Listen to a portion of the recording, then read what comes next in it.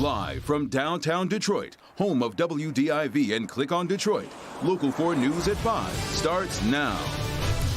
Civilians in the crosshairs. Russian troops strike a civilian evacuation point outside the capital of Kyiv, and now a growing humanitarian crisis is becoming desperate.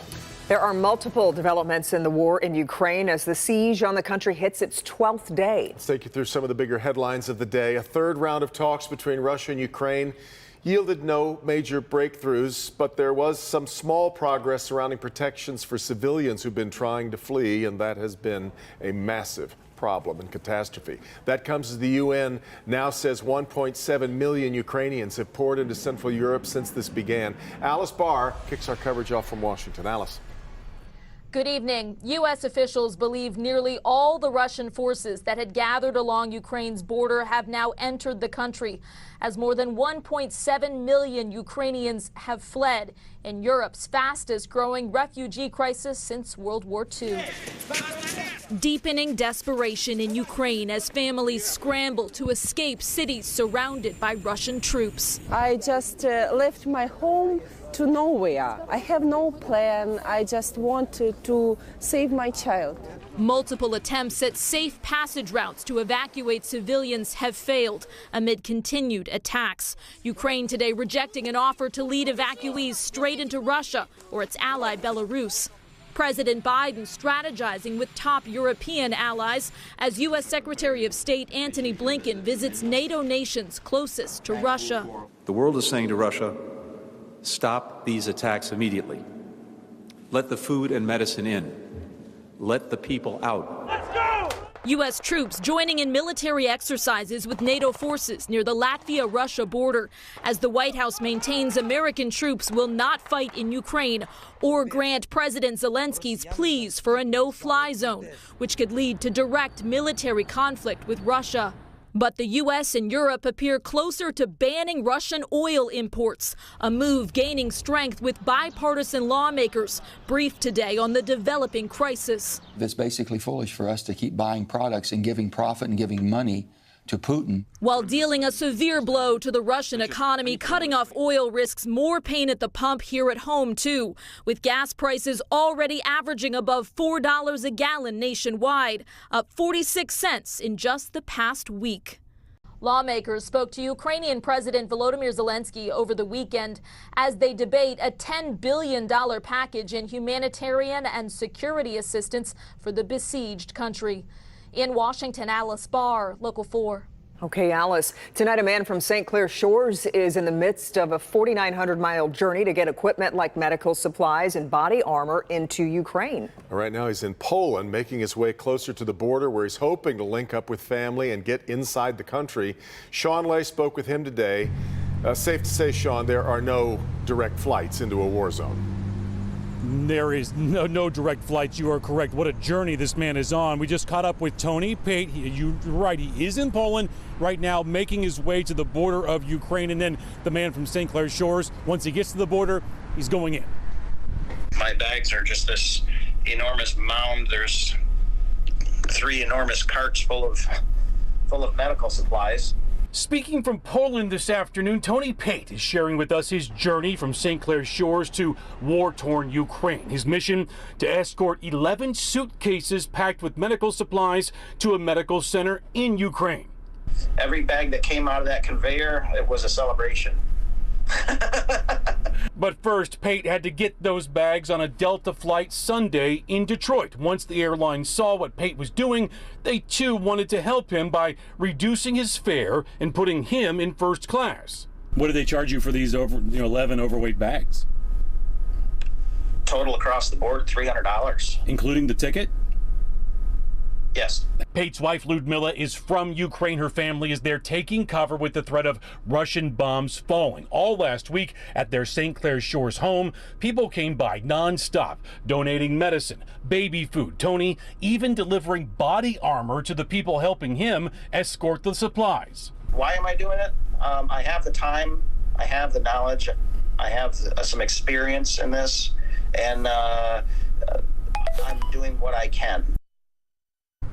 Back here live, Tony Pate tells me that he is checking with his wife's family in Ukraine. They're updating him where he's going. There are no current Russian troop movements near the medical center where he's bringing all these supplies from Metro Detroit. He's very confident right now, Devin and Kimberly, that his mission will go smoothly once he gets into Ukraine early tomorrow morning. We expect some photos and videos, if he can, send our way tomorrow so we can track his progress. Back to you. We wish him the very best. All right, Sean. Ahead here on NBC Nightly News, Lester Holt reports from inside Ukraine. He spent the day talking with families who have escaped cities under siege and are now trying to get out of Ukraine.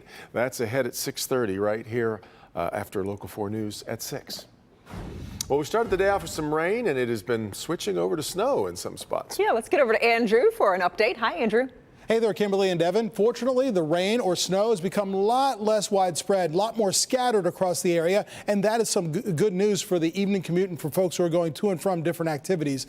But we still have some flakes that are out there. You can see that here as we look at downtown Detroit, anywhere from the Warren area, also closer to the east side of the city, as you can see, right along Jefferson Avenue, closer to around the Detroit River itself, and also the Hamtramck area as we speak right now. So we still have a few flakes that are out there, but again, these will continue to be few in number as we go through the evening. That being said, it is chilly out there, 35 degrees, still slightly above freezing, getting a little gusty with wind gusts up to around 28 miles per hour, but nothing as windy as this past weekend. And we're seeing a little sunshine make it here to downtown Detroit, as you just saw with our live shot. Well, can't rule out a few more flakes that linger as we go through this evening, including when you join us tonight at 11 o'clock. And temperatures dip slightly, but temperatures mean a lot. We get closer to freezing or lower by 10 p.m., so watch out for any frozen spots out there for areas that are wet right now.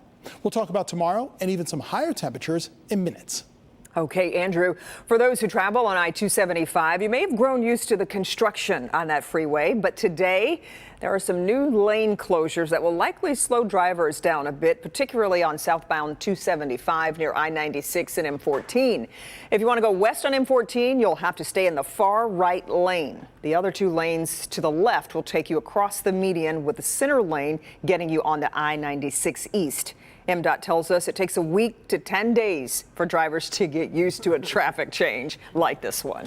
And for all the folks stuck in traffic during the evening commute, the pain at the pump is getting worse too. Indeed, gasoline prices now hitting record levels. Overall, prices have jumped 60 cents in the past month.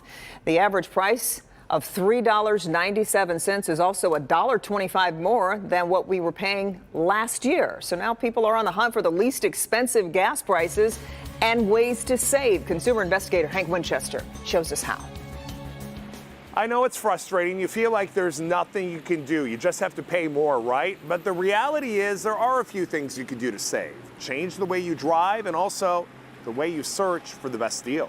It's happening. Gas prices rising, and we're all stuck paying more at the pump. Today, we're seeing numbers as low as $3.59 at this Meijer gas station in Detroit, as high as $4.39 in Pleasant Ridge. And I know some of you seeing numbers even higher. It's kind of rough. I've got to commute downriver, so I'm still kind of shopping for the prices. They're ridiculously high. Yeah. It's crazy. Yeah, you can't eat buying gas. You got to choose. Ronnie says he finds the best deals at Meijer or Costco. Do you price shop? Do you look around for? So I do. This is the least amount here. We want to help you find the most affordable gas in Metro Detroit. That's why our web team has put together a great online resource tracking gasoline prices all over the D.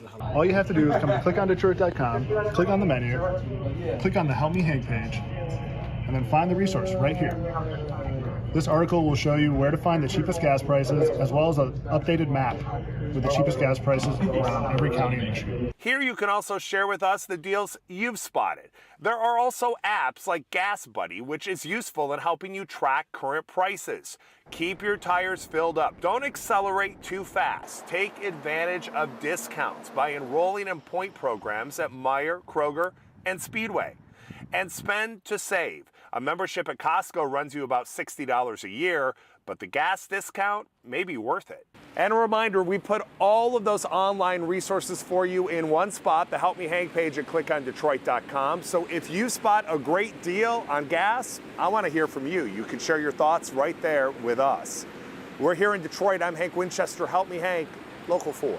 Hey, Hank, we appreciate it. And according to Gas Buddy today, the U.S. national average hit an all-time record at $4.10 a gallon.